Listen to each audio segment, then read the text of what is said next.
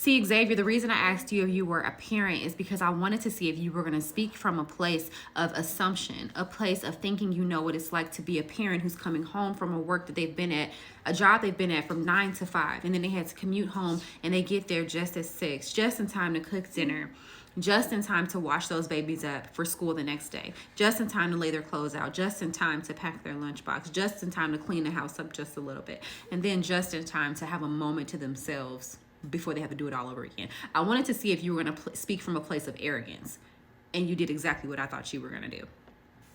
You deciding to speak on parents and what they are or are not doing prior to kindergarten is something you should have never waded into, because your assumption that parents are all able to do this preparatory work and saying that kids come into kindergarten on day 1 behind because parents aren't doing their job at home.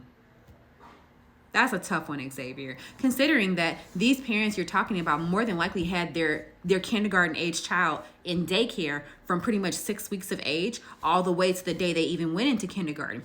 You're assuming that because you don't have children, Xavier. You're assuming that these parents were just sitting at home with their kids. And they didn't want to work with those kids. They didn't want to help their child learn how to read prior to kindergarten, even though kindergarten used to actually be for teaching children the foundational skills they needed to learn how to read.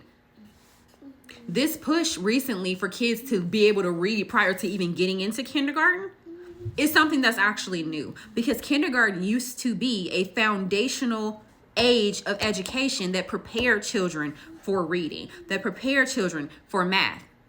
But now all of a sudden, even though the APA is rolling back what kids are able to do, they say the kids actually should know, they know less words now by certain ages. They can do less. They're capable of less. But then you have kindergarten, you have schools saying, oh, kids should be able to read a book and they should be able to do addition and subtraction before they even come into kindergarten. And it's because of out-of-touch people like you. Out-of-touch people like you who interact with kids in a classroom environment and think they actually know what's happening with children in real life. This is why I say it's very important, guys, for leaders to actually have children in their home. Because if not, they will tell you about what they've experienced in these very controlled environments and then decide that they know how children are in life in general based off of their experience with children in a controlled environment. That's why I wanted to know if Xavier had children, because I knew he was going to do exactly what he did.